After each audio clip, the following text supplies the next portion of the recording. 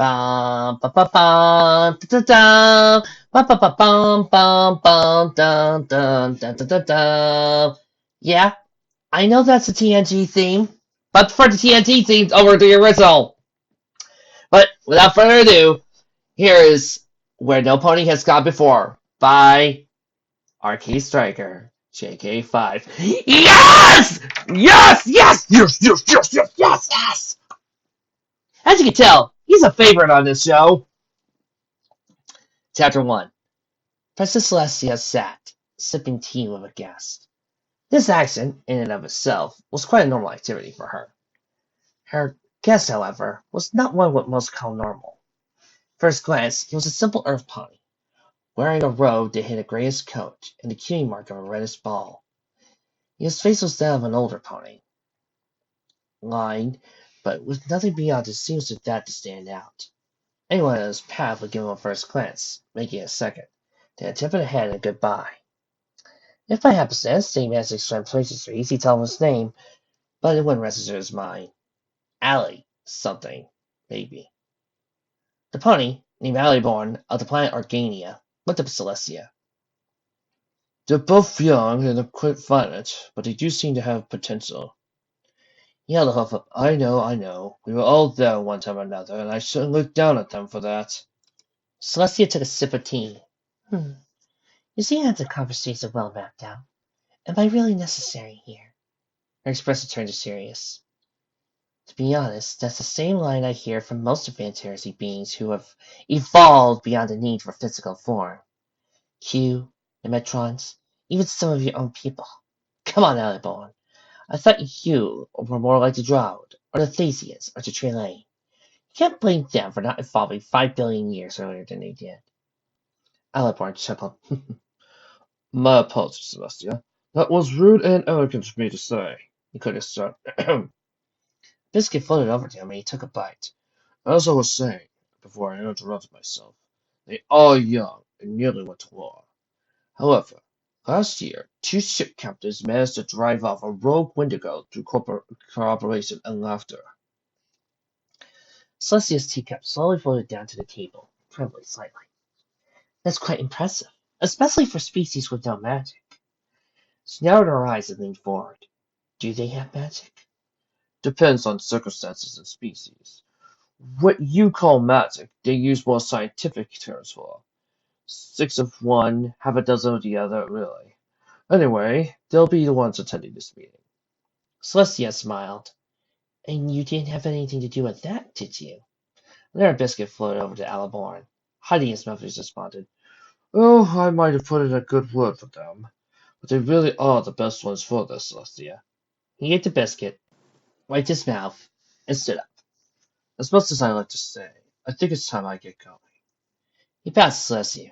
Thank you very much for the tea and biscuits, and for agreeing to this. I think it'll work quite well for everyone. Celestia frowned, but stood up and returned to bow. Are you sure you can't stand much longer? You haven't even seen Luna, Cadence, or even my newest student, Twilight Sparkle. She managed to ascend last year.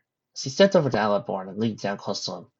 She and her friends even managed to get Discord to reform a bit. Aliborn gasped. Discord? Behave? Most impressive. Alas, if I'm too long away, Trefane will start worrying, and you know how he'll get. Celestia rolled her eyes. Sadly, yes. Is there any chance you could stop by later? Maybe after this is all over. Trevor tilted his head back and forth, slowly smiled. Maybe I'll bring Trefane along. He needs to get out more. His body started brightening. Goodbye for now, Celestia. Good luck and good success. Celestia watched as he brightened, her eyes never wavering. His form quickly dimmed and faded into nothingness. Thanks. Her horn glowed. A quill, inkwell, sheet, and parchment floated over. So much to plan, so little time. Better get Twilight back here. See if I can peel her away from the probe. Captain's log. Stardate 6011.5. The Enterprise is en route to Klingon neutral zone for a diplomatic mission to the Equestria system. As per the terms of the Organian Treaty, representatives of the Klingon Empire will be there for negotiations. Little of known is the planet or its inhabitants. Captain James T. Kirk turned off his log recorder and handed it to the yellow man standing by his chair. Glanced at the view screen, taking in the sight of the stars streaking by the Enterprise, traveling at warp speed to its latest destination. He glanced down at the main helm and the two trusted officers standing there. Ready as he goes, Mr. Sulu. Lieutenant Hikaru Sulu nodded and adjusted several controls. Aye, sir. Kirk glanced back at the science station. There stood Commander Spock, Chief Science Officer and his trusted right hand. Mr. Spock, the Equestria, what do we know about it precisely? Spock straightened up, turned to press several buttons on his station's console. The main view screen changed from stars streaking by to a computer-generated image of a planet, a single moon orbiting it, and a star orbiting the planet in the moon. The Equestria, Captain. 2 months ago, a Class A probe flew by it, malfunctioned and crashed, not without sending data back.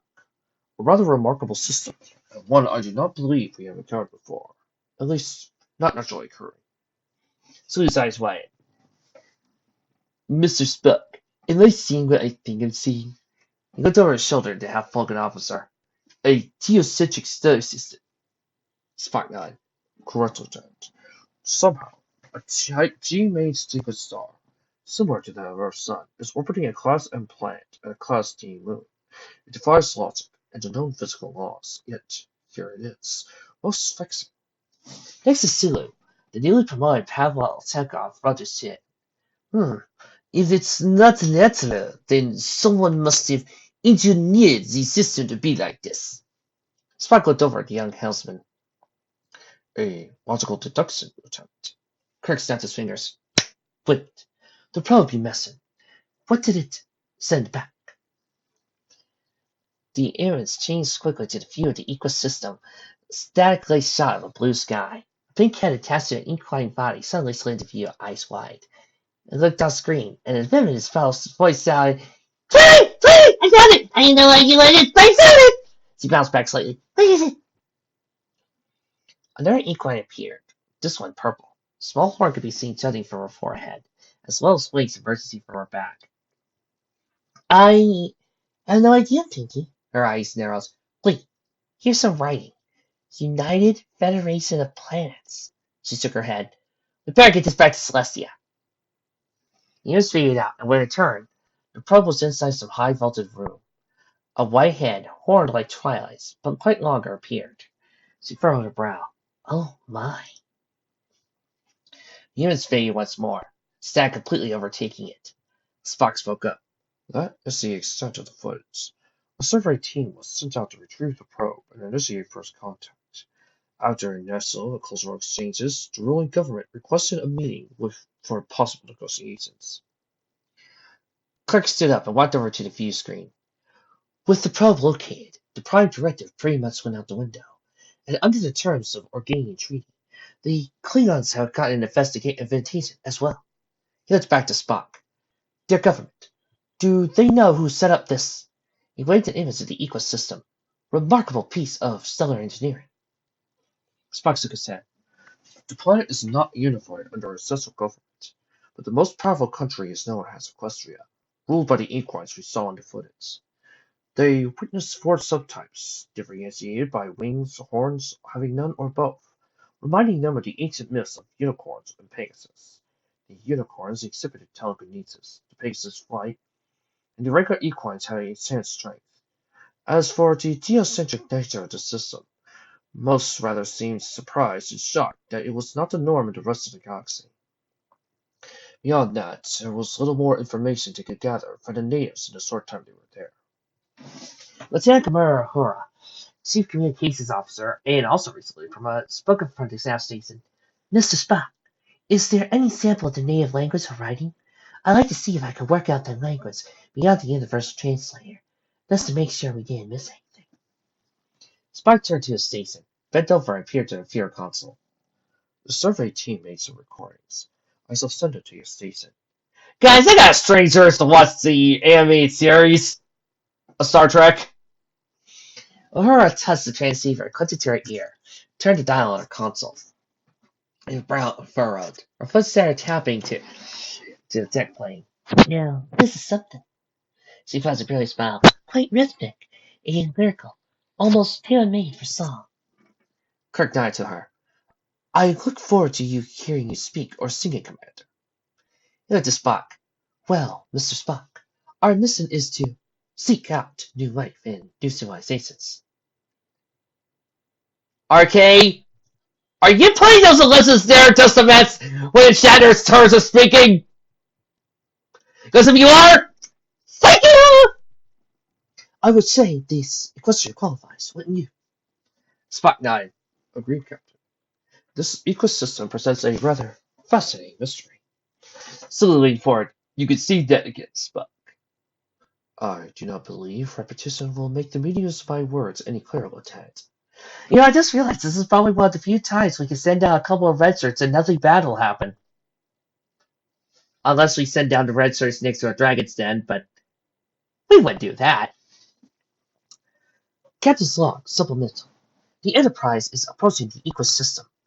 The mystery of the system has only grown. How was it constructed, and by who? Could the inhabitants know? Was it them, the inhabitants of this world? I am eager to find out, yet also cautious. Hopefully, we shall not wake a sleeping dragon here. Kirk leaned forward in his chair as the world of Equus filled the bottom half of the view screen. Bright blue oceans glared, even from orbit. Large swathes of lustrous vegetation covered the landscape.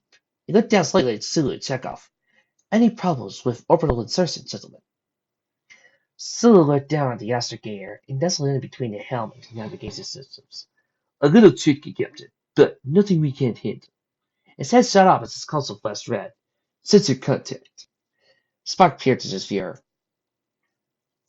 A Klingon D7 class battlecruiser is approaching, Captain. Full impulse. Kirk tensed.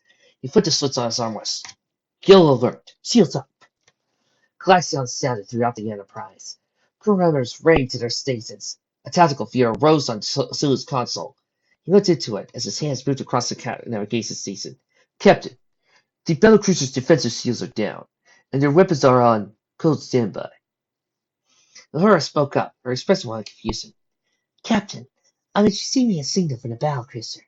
The IKS Kanayas Pride. Shall I open the channel? At Kirk's nods, he flipped over the switch. Channel open. A raspy voice came from the internal speakers. USS Enterprise, we are on a peaceful mission. We do not wish to engage in hostilities. I repeat, we do not wish to engage in hostilities. Our weapons are powered down. Kirk leaned back. IKS Pride. This is Captain James Kirk of the Federation Starship Enterprise. I apologize for jumping the gun a bit. Your press is starless. Enterprise out. He slashed his fingers across his throat. Uhura spoke again. Captain, we are now receiving a transmission from Equus itself. She identifies herself as Princess Twilight Sparkle. Chekhov and Sulu exchanged a glance. Twilight Sparkle? Chekhov repeated. Sulu shrugged. You got me, Pavel. Kirk sighed. Put her through, Commander. He cleared his throat. Princess Sparkle, this is Captain James C. Kirk of the Starship Enterprise, representing the United Federation of Planets. We come in peace. There was a pause before a sad-laced voice came through. Captain Kirk? I'm transmitting? Yes! I did! I got it working!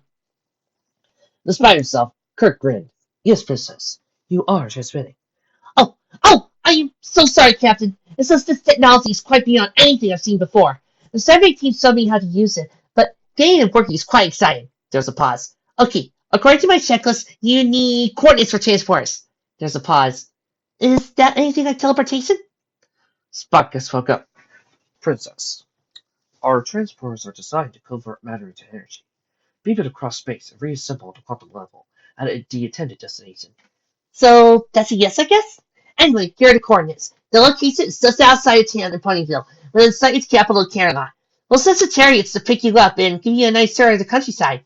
Is that all right? Kirk nodded. That will be fine, Princess. Please send us the coordinates.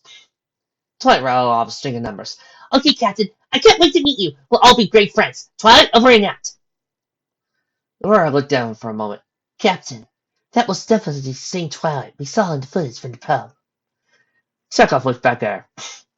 You got that, then 2 seconds of speaking at the probe. Kirk put the slips on his armrest. Spock, Aurora, you're with me. He leaned in close to the speaker grill next to the slits. Bones, meet me in the transporter room 3. Mr. Sulu, you have the call. He rose and made his way to the aft turbo lift door. Spock and Aurora following. 4 shimmering columns of light appeared at the edge of a large, dark forest. The east coalesced into a humanoid figure, fading leaving behind Kirk, Spock, Uhura, and Chief Medical Officer Leonard Bones McCoy. Spock pulled out his tricorder and waved it around. Gravity is 0.9 of Earth. Atmospheric quality is rather remarkable. Bones inhaled deeply. Now that is a clean fresh air. Spock put up his tricorder close. I believe I said that already, Doctor. Uhura turned around and looked about. She gasped and pointed at a slightly large city hanging off the sides of the cliff. Captain, I think I spy a Cantona. The others followed her gaze, and Uhura stepped away and smiled. Like Mice Tiernan from the Lord of the Rings fantasy novels. Bones chuckled. Fancy friend, Lieutenant? Uhura rolled her eyes. Sulu loves Tolkien's work, especially the live-action movies he made in the first decade of the 21st century. As for myself, I studied them for the languages he created. Bones shrugged. Always more of a fan of the ancient West myself. For those of you people who are got that reference, you are laughing your butts off right now. For those of you who don't, DeForest Kelley was a star in a lot of westerns. So this reference is awesome. Kirk snapped his fingers. Spock, do you think whoever built the star system could have built Kentron? Spock put down his tricorder once more and pointed towards Camelot. Impossible to tell without more data, Captain. However, it cannot be ruled out. Also caught their eye. Kirk's hand went for his phaser. A stop when a small, pink-coated pony appeared, hopping down a path. He quickly recognized her from the probe footage. Ah! First meeting is with Pinkie Pie. We're in good hands, people. The pony stopped a few feet from Kirk and the others. She looked down, eyes widening at every inch as he read. Ah! Kirk held out a hand. Greetings. I am James C. Kirk, representing to unite. The big pony jumped into the air. Her mane tail blew up, not like a balloon. She gasped loudly. Ah! She hung in midair for several seconds before dropping back to the ground, turning and spinning off, leaving a cloud of smoke behind her. The four stared at her as she sped off. Kirk's jaw canted to the right. Do you... He turned to his others. His expression was total confusion. Bones crossed his chest and scowled. Beat some of the greens are got, but not by much. Kirk looked back to Camelot. His eyes narrowed as he spotted 2 large black dots heading away from the castle towards him. They quickly drew into a pair of chariots, each one impaled by 6 armored Pegasi. Well, Bones, you can file a complaint with whoever they got in their diplomatic corps. Unless I'm mistaken, I think that's our ride. Okay, we're going to do something special for the show tonight. Arcade Striker actually requested us to read the author's note at the end of each chapter. And I think it's only right, since I know some of these guys. They're great people, and they're also great authors, plus they're a bunch of guys who are working for the Universe. Speaking of which, when are you going to get back to... Anyway! Thanks to Talented Thor, Bliss Authority, Tumbleweed, Sun Tzu, and Rainbow Double Dash for help in proofreading and editing. Next chapter. The 2 chariots quickly descended as they flew towards the Starfleet officers. They touched down and tried up to a stop in front of the quartet. The Pegasi towing the chariots wore identical plate armor. The largest chariot stood none other than Princess Twilight Sparkle herself. Unlike in the pro's footage, she wore a crown, cape, and golden regalia. Even her saddlebags had golden embroidery on them and were shiny. Before the chariots had stopped, she unhitched the rear Zor's hats, tore it down into the front of the Starfleet officers. Twilight strained her neck as she looked up down, as the top of her head came to about their waistlines. She bit her lower lip, but the corners of her mouth still curled upward. Captain Kirk, I presume? She finally said. My name is Princess Twilight Sparkle, and welcome to Equestria. Kirk nodded, dropped down to one knee. Thank you, Your Highness. We are honored to be here. He motioned to the others. My Science Officer, Mr. Spock, Chief Medical Officer, Dr. McCoy, and Chief Communications Officer and Expert in Xenolinguistics, Lieutenant Commander Hura. Twilight nodded along with each one introducing. Science, medicine, and language. You got all the bases covered, Captain. Her horn glowed, and a clipboard and quill floated out of her saddlebags. I've had seats installed in the chariots for you, along with safety straps. You'll get a magnificent view of the countryside along the way to Camelot. Once we arrive, you'll be able to meet with the 3 other princesses, Celestia, Luna, and Cadence. Kirk nodded. These other princesses, they are head of the government, along with yourself. Twilight glanced up. Well, Celestia and Luna are. I'm not that high up in the hierarchy. Cadence is the ruler of the Klingon Empire. Both slowly walked over to one of the chariots. He looked over, swallowed, and kicked one of the wooden wheels. Well, how interesting. I just realized, guys, it's a shame that the perfect pair came out after some of these chapters arrived. So we couldn't have a Captain Kirk meeting up with grandparents, so that way I could do a William Shatner off. The Pegasi all exchanged glances, so the roll in their eyes. Kirk walked over to Bones' side. Problem, Bones?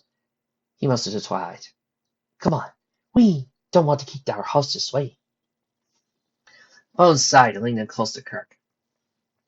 Jim, I'm not sure the state's completely safe.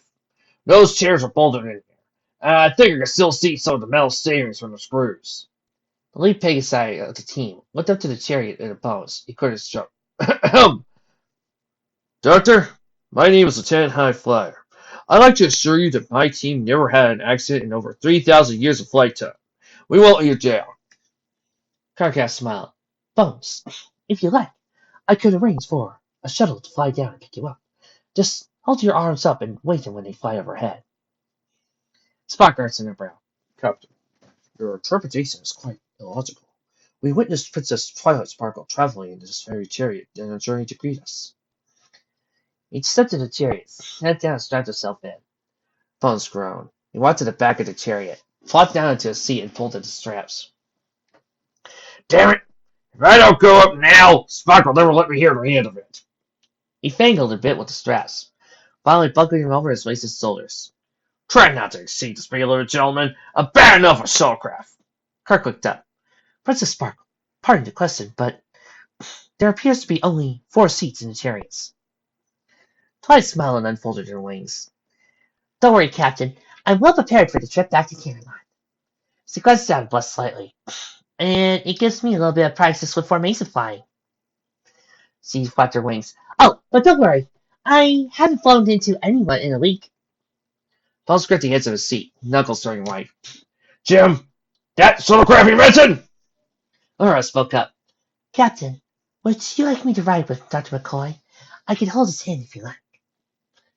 Kirk waved off. Thank you, Commander. But I'll ride with Bones. I like you and Spock to confer and bounce ideas off each other. Far better standing more than I would. Laura smiled. Thank you, Captain. She walked over to Spock's chariot, while Kirk sat down next to Bones and strapped himself in. Twilight looked up. Oh, when we're airborne, we can do a flyby at the Castle of Friendship. You can't see it from this angle, but once we're in the sky, we'll pass right by it on our way to Camelot. She stopped the ground a few times and giggled. Twilight suddenly stopped, cleared her throat, stretched her wings out, and flew up into the sky. The Pegasi followed suit, quickly taking to the sky as they ascended. A multi-story castle came straight out of a fairy tale into view, carved from crystal, with a huge double door set into the base. A violet castle was set into the branches, looking like it had grown from the tree itself. A giant crystalline star reached out into the sky from its tallest parapet, shining in the sunlight. If there was one thing I wish the producers would have given us was a floor map of that place! Twilight flew up beside Kirk and Bones. That's the Castle of Friendship, Captain. She squinted and started drifting to the chariot, but stopped and banged her the hard way left. Whoa! High Flyer looked her over. Don't let them follow your line of sight, Your Highness. Keep in your proper lane. Don't drift. Twilight kept her eyes straight as he nodded. Got it, High Flyer. Sorry about that, Captain. As I was saying, that's the Castle of Friendship. I'll talk a bit more about it when we got all of our hooves and wheels on the ground. He turned to Bones, who was now as pale as a seat. Enjoying the ride. Bones growled. Jim, next time, just bring me to wherever in God's name you need to send me, okay? I'll take my chances. Jim's jaw, Kirk's jaw, canted to the left for a moment before he spoke. I'll keep that in mind for the next mission, Doctor. He went to the castle again, then over to the chariot Spock and her were riding in. He saw both of them with tricorders out, pointing at the castle. Good. He goes back to Bones. Any opinions on this Castle of Friendship? Bones shrugged. Everybody, he's gonna say it! I'm a Dr. Jim, not an architect! He looked over at Big guy, if you ask me. Kirk went to respond, but a pink streak below caught his attention. He looked down as it went in a path towards the castle. He waited to Twilight catching her eye. Princess, no need to fly over here. Could you tell me where Miss Pinky, I believe, is going? We had a brief meeting before you showed up, but she ran off before we could talk. I hope we didn't startle her. Twilight glanced over. Pinky? She looked down, eyes quickly locking up to the pink streak. Oh, Pinkie Pie! No, Captain. I don't think you saw her. Or at least seeing where she will already be. It's been a busy couple of weeks for her. Pinky galloped down to Twilight's castle as fast as he could. You're here! You're here! She yelled as he arrived at the main entrance, dashed inside the main foyer, and stopped at the proverbial bit. Her head craned around. You're here! And they're all big! And boring looking! The one that's got the best ears! High above, Rainbow Dash flew around with Ditsy Do, the pair hanging in a large banner from the ceiling. Rainbow Dash stood heads down on her best friend. Best ears! What the? Ditsy! Look out! Ditsy's eyes focused on Rainbow Dash as he flew back towards the chandelier. What's out there? She smacked the chandelier, standing right above. Oops, I got it! She dropped her end of the banner, turned around, and wrapped her forelegs around the chandelier. She flapped her wings, sending her and the chandelier swinging. Wow. I feel like it's been ages since Ditsy's been on this show. I thought she was even back in Bluesfic. Pinkie Pie's right ear flopped down. She raced towards it as Applejack emerged from another door, tackling to the ground. The two Earth Ponies rolled around behind the table. Lance like, Pinkie! Applejack shouted, disengaging her limbs from Pinkie Pie's. What door, Mason? Her tirade was cut off as the chandelier crashed to the floor, splintering into hundreds of crystalline shards that sprang into the air. Applejack covered her head with her forelegs. She finally looked up over the table, back down Pinkie Pie. I'm about to say, that's a blast! She looked up at Dizzy and shook her horrified. That's like, what in the hurry? Dizzy scratched the back of her head. Sorry, Applejack, I'm trying to catch it. Pinkie Pie's eyes started back and forth. She shot off, shooting all around the castle. 45 seconds later, she ran back in, stopping right where she had taken off from. Where's Moonshine? I thought she'd be here to help out. Rainbow Dash floated down. Mystery of the day, Pinky. She was with Rarity for the spa appointment this morning, but then Angel ran in, cheered her or something, and said to have a bite to their cottage. God darn it, Applejack gasped. It's like Discord's up to something. Pinkie Pie ran back out and then back in. No chocolate. Everybody says, Lynn's alright, drink me. He's behaving himself. Rainbow Dash, Applejack, and Dizzy looked at each other. Then Pinkie Pie, their eyes narrowing. Pinkie Pie let out a sigh. Yeah, it sounds silly to me, too. Buttershy flew to her cottage at the end of the evergreen forest, trailing behind Angel. Angel, please, there's no much to do back at the castle for the welcome party Pinkie's planned for the visitors. This better be... She trailed off as she turned her bed towards the castle, and her cottage came into view. A large water fountain stood next to the front porch.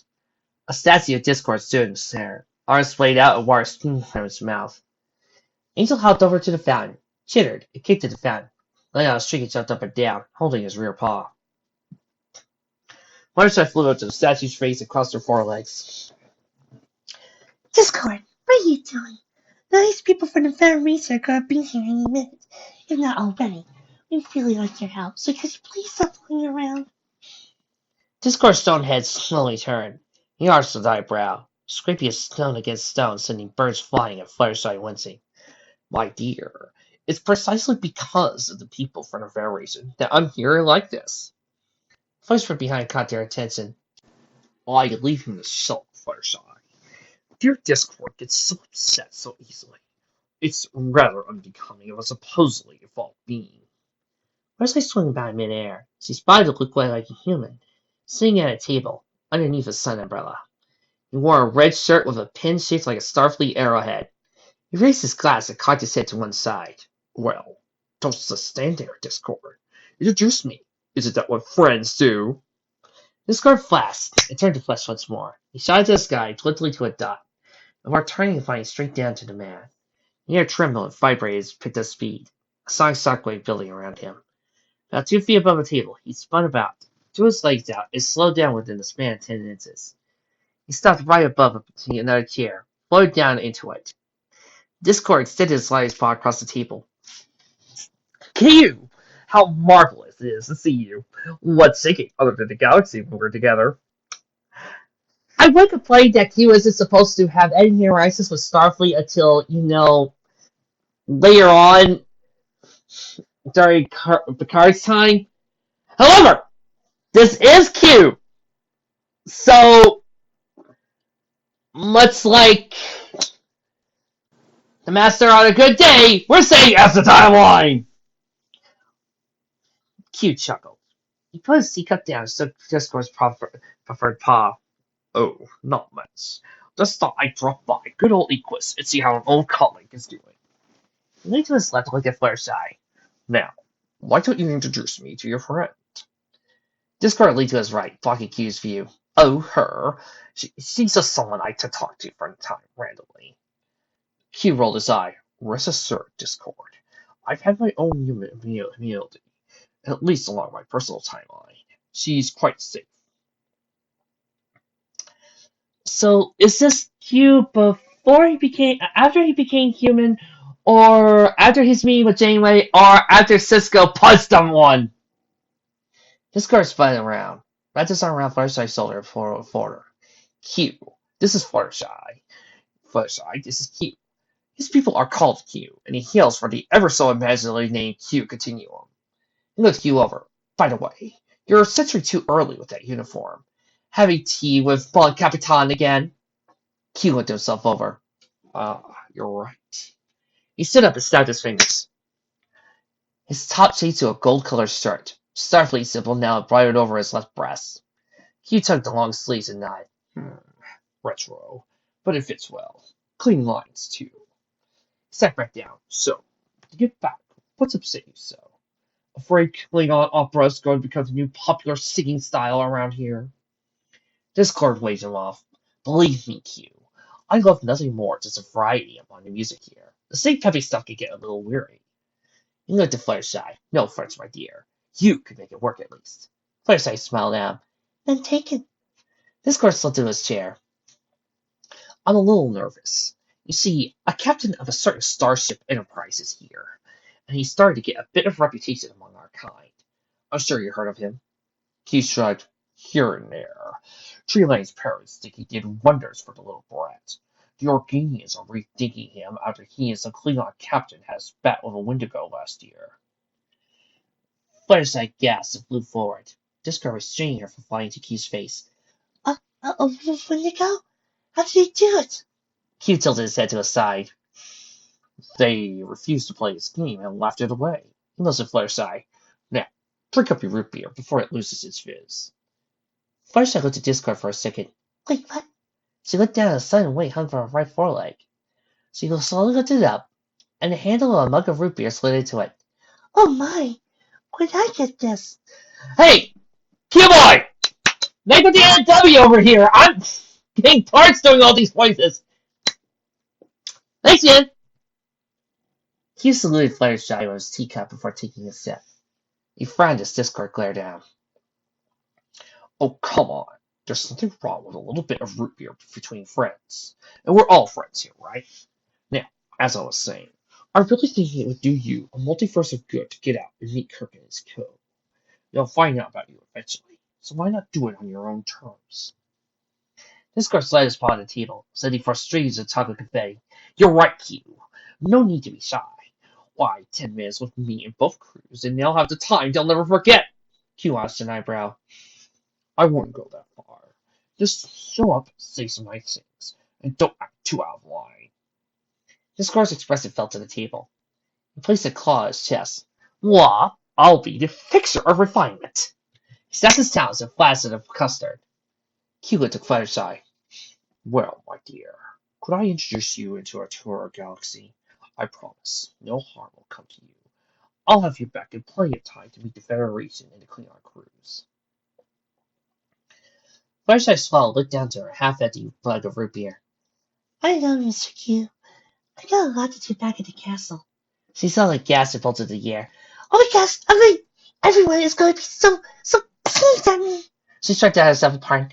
Pardon the French. She went to her cot. If you need anything, the door's unlocked. Help yourself. With that, she flew off. Q rubbed his chin, but shook his head. No, it wouldn't be good to take offense of such kindness. This court likes her, and managed to tame the beast. No need to push any luck. He stood up and took down his front shirt. I better be off anyway. Things to do, lessons to teach. Q snapped his fingers, and he, the table, and the chairs all vanished. Trixie, you're looking awfully peppy today. You're reading an arcade fic, aren't you? Yeah. You know who's gonna show up, right? Trixie, I am so positive you're going to show up in this fic at some point, at one point in the story, that I've already got your chair all set and ready for you, and I've already got the studio opened. I know you're gonna show up. I've got money running on you showing up. The two chariots flew over the bustling metropolis of Camelot, passing by gleaming towers and onion-shaped domes. Kirk let out a sigh. Like a fairy tale. Bones, complete with princesses and magic. Bones chuckled. Forget, Jim. Those fairy tales have wicked stepmothers and monsters. Kirk nodded as he flew down towards a rather large castle and descended towards the front entrance. The Pegasi touched down at the foot of this long staircase that led to the two golden double doors. Stallions in plate armor and wielding spears, swords, shields, and crossbows lined the stairs and milled about, so casting suspicious glances towards the chariots. Twilight Sparkle touched down and trotted over to Kirk and Bones' chariot, even as the young buckled themselves. A horn glowed and the back door opened, allowing them to walk out. I'm really sorry about what happened up there, she said, blushing. She looked back to her wings and sighed. Maybe next time I'll teleport us all up here. I trust my horn more than my wings. Kirk arched an eyebrow. Oh, any particular reason why, Princess? Twilight shrugged. Oh, I only got my rings about half a year ago. She stretched them out. I'm a lot better than Rainbow Dash had to give me lessons for the first month. Bones' jaw worked to the side, pulled out his tricorder around his shoulder, put the top open, and pulled out a small scanner. Your Highness, would it be alright if I took some scans of you with my tricorder? Twilight walked slowly forward. A tricorder? What does it do, Doctor? Is it some sort of recording device? Bones dropped to one knee. It scans your body, it gives me information on it. Heart rate, temperature, nervous system, the works. Turned the scanner around and waved it over the head and upper body. You won't feel a thing, I promise. Kirk leaned down and looked at the tricorder. Bones, I think your blood pressure is a bit elevated. Bones turned his head, glared at Cook. You're still due your annual physical, Captain. Don't make me pull rank on you. Spock and her walked over to the chariot. Doctor, I do not believe it is wise to remind the Captain of his medical appointments in the midst of first contact procedures. Bones slowly stood to right his glare at Spock. I was simply exercising my duties as Chief Medical Officer. Remind Kirk of necessary appointments. Mr. Spock, nothing more. On search while Sparkle will appreciate my concern for the Captain's welfare. Laura stepped down between the two and held her hands up. Okay, you two. Let's simmer down, the both of you. She looked back to Twilight and swallowed. My apologies, Your Highness. Mr. Spock and Dr. McCoy are both rather passionate and can let their tempers flare. She narrowed her eyes and looked out from one to the other, and they're both very sorry for acting like this in public. Twilight waved her off. Not a problem, Commander. They actually remind me a bit of my own friends. She rubbed her chin. I think I know how the hell to get along better, but we'll save that for later. She floated her clipboard out of her saddlebag once more and looked it over. Now, the Klingon delegation has already arrived and should be in the throne room. Once you enter, Celestia, Luna, and Cadence will come in and greet you all on equal footing. She turned around and trotted upstairs. Right on schedule! Excellent! Kirk rose and flashed a smile. Thank you, Princess. He started upstairs, the other three by his sides. Opinions? Spock pursed his lips. I do not believe the Equestrians mean us any harm, Captain. Princess Sparkle seems to be most sincere in her wish to open dialogue with us and become friends, as he said. I am, however, concerned that we do not know the identity of the Klingons representative.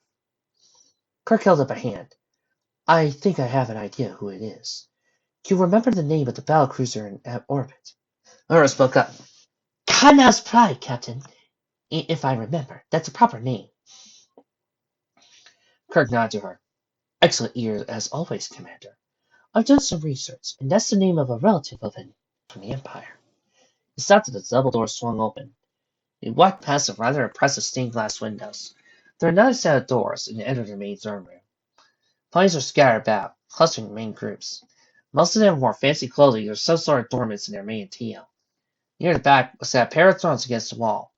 Near the doors stood three Klingons, two instantly recognizable to the Starfleet officers, and the third at least someone familiar.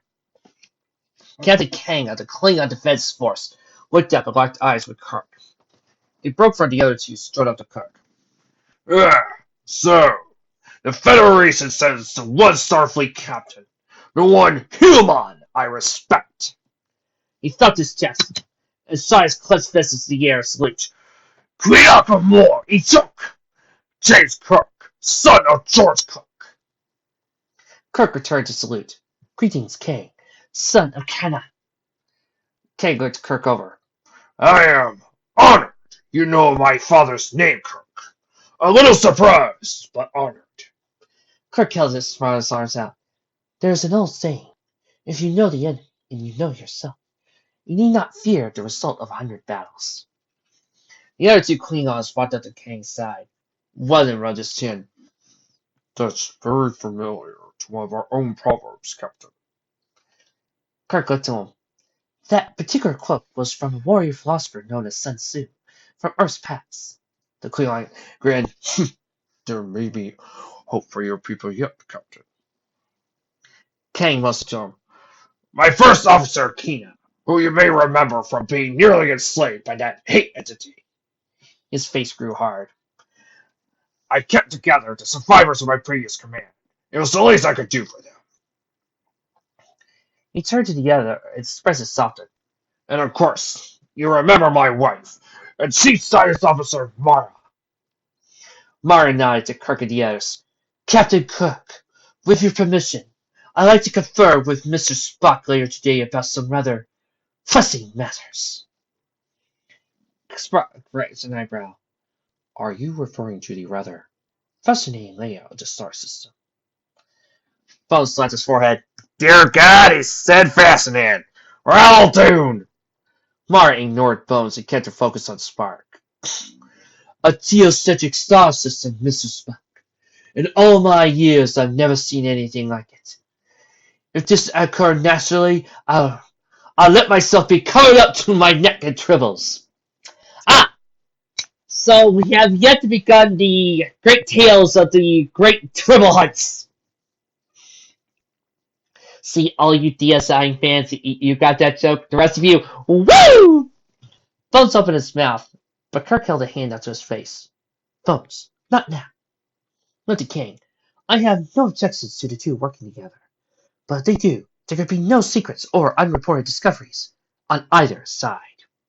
Kang nodded. I agree, Kirk. We are dealing with powerful beings, and after the hate entity and the Organians, I'm a bit wary of inciting their wrath. He looked at Spock.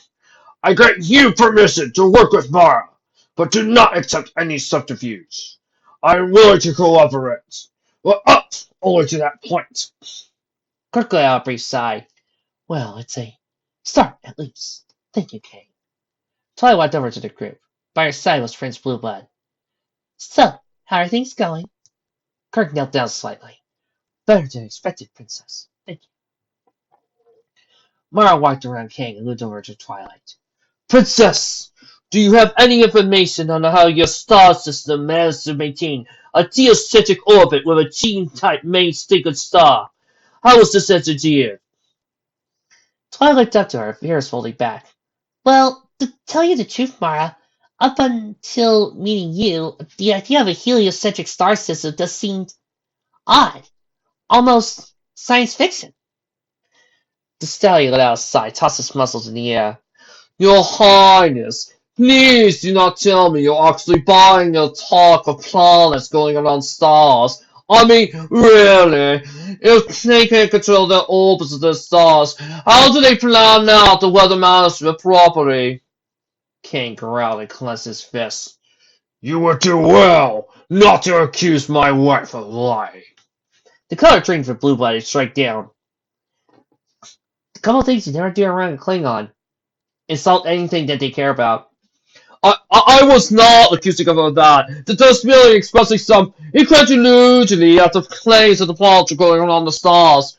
When all you've seen is anti-celestia controlling the sun for your entire life, the idea of being it the other way around just is incredible. Twice eyes narrowed. Blue blood.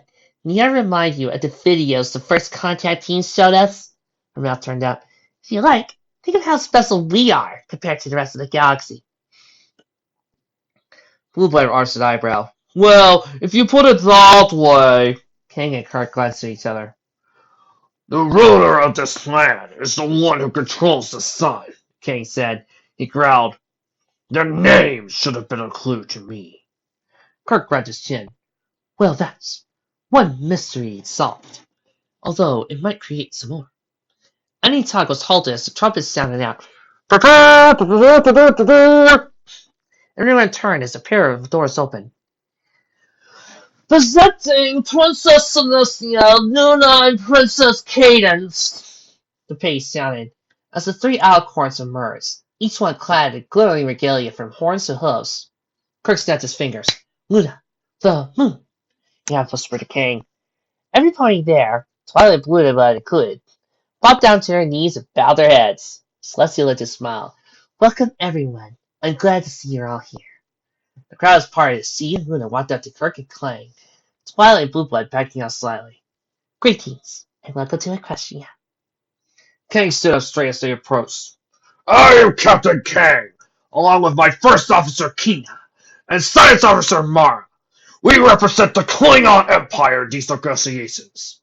He thumped his chest and held his fist out in salute. Glory and honor to us all. Kirk bowed his head.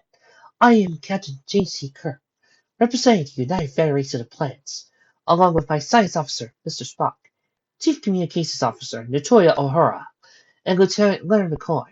We hope for a mutually beneficial treaty to be signed and diplomatic relations to be opened for us. Luna approached, her expression cool. A noble goal, Captain Kirk, but we all too well of the current state of hostilities between the Federation and Klingon Empire, a planet used as proxy battlegrounds by you. She stepped back and her horn lit up. A small map of the neutral zone between the Federation and Klingon Empire appeared. Small flashes of light blossomed and died in brightness. Mark my words, gentlemen. We have the means to defend ourselves if either of you become hostile. Celestia smiled. Hopefully it will come to that. Both of you seem reasonable enough to avoid any unwise actions. Her eyes narrowed by the slightest of margins. But we will be watching just in case. Kang raised his chin. I did not think we have any means to combat the sun or moon being used against us. I swear upon my honor, princesses, that my crew will not cross any line set by you. We may stretch them a bit, but we will not cross them. Kirk held his right hand up. I too swear upon my honor that the crew of the Enterprise will behave itself. He looked, and I trust you on your word, King. Celestia and Luna exchanged a glance and nodded to each other. Excellent, Celestia said, beaming. There will be a formal dinner here in Canterlot tonight at 6 o'clock. In the meantime, the crew of your ships are free to come down. Explore Equestria and make friends. Similar to Twilight, I know of someone rather knowledgeable in that last field. Mara grunted. Yes, friends. Kirk turned to Spock and stepped in close. Spock, I'm sorry, but I need you on the bridge, working with Mara on this mystery of star system. I meant what I said to Kang about trust. No secrets between you on this matter. Spock nodded. Understood, Captain. I find this mystery to be most intriguing. Kirk looked over to Kang, Mara, and Kina approached. My bridge is your bridge, Mara. Kang glanced to his left. Mara! Go to your science station at the Pride's Bridge and copy every log scan you've taken of the star system since we entered sensor raids. Then go to the Enterprise. Kina, organize the crew for your shore leave rotations. Make sure you're on the list. Side note, I just realized something. In one of the My Little Pony comics, in that whole issue with Cosmos, we see a map of Equestria's star system and of the galaxy. And as a tiny side gag, as a tiny little gag that I think only us diehard Star Trek fans would get, they said that Kronos exists! So, that was one of the greatest sight gags and a great reference to Star Trek and basically saying that, yes, this could be possible! Thank you. Kina and Mara saluted Kang, and he beamed up. King looked at Kirk. I wonder what sort of food ponies eat. Kirk scratched his head. A good question, Kang. I worked on a branch back in Iowa, but I'm not sure how close to them Equestrians are, biologically speaking. He looked over. Bones, get some scans done if you can. Or work on their language. He slipped his communicator out of his belt and flipped it open. Decree! Enterprise. Lieutenant Morris here, Captain. Wait! We brought her in?! Lieutenant Morris?! Really?! RK?! I salute you, man! That was a very nice cameo! I don't think any of my viewers are going to know who that is, but hey! Let's have the unexpected cameo show up! Lieutenant, announce shortly for the crew. Also let Sulu know that Mr. Spock will be collaborating with Science Officer Mara from the Kana's Pride. She is allowed full access to sensor logs. Kirk out. Creep! Twilight tilted her head, finally speaking up. Captain Kirk? Captain Kang? If neither of you have any duties at the moment, I'd love to take you on a tour of my castle and Ponyville. I think both of you would find it really enlightening and fun.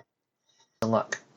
Well, suppose it would be the best use of my time, King said. Kirk knelt down with his eye. Held out. I would be honored to take a tour of your castle, Princess. Twilight smiled. Thanks, but please, just quietly, Twilight. My friends do. Kirk nodded. All right, Twilight. Twilight waved him closer to her waist. Okay, I can teleport all three of us to my castle's gate. It'll be just like your transporters and a lot faster than the chariot, she said, winking at Kirk. Kang took a step back. At Twilight's expression, he boasted to Kirk. The last time he and I were transported together, it did not end so well for me. Kirk rolled his eyes and looked over his shoulder. Come on, Kang. We're both influenced by the hate entity. Besides, we worked it out in the end. He waved him forward. King growled, but knelt beside Kirk. Very well. But mark my words, Princess. I'll be on guard when we arrive for any trickery. Unless Trixie shows up, we know I'm going to. Twilight's horn lit up. No trickery, Captain. I swear on my honor.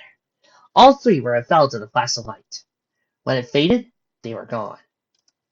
Thanks to Sun Tzu and Rainbow Double Dash for the help on this chapter. I am rather not fond of the Q as Discord fanon. Okay. Guess who Kirk has to duel with later. Go on, guess. Kiana is based off of Crewman 15 from the episode Day of the Dub. He was played by Mark Tobin. RK, I'm not just going to guess. I am going to, for this special, today we're going to have Bring List of Special Cameos! Okay, so far we've got the list of most of the Lunaverse cast. We also have Trixie, that's a given. We're also putting money that the Doctor will show up, that the Doctor will make a guest appearance at one point. Maybe not reference to be the Doctor, but we are having money that that Doctor Who's will be making a cameo at one point.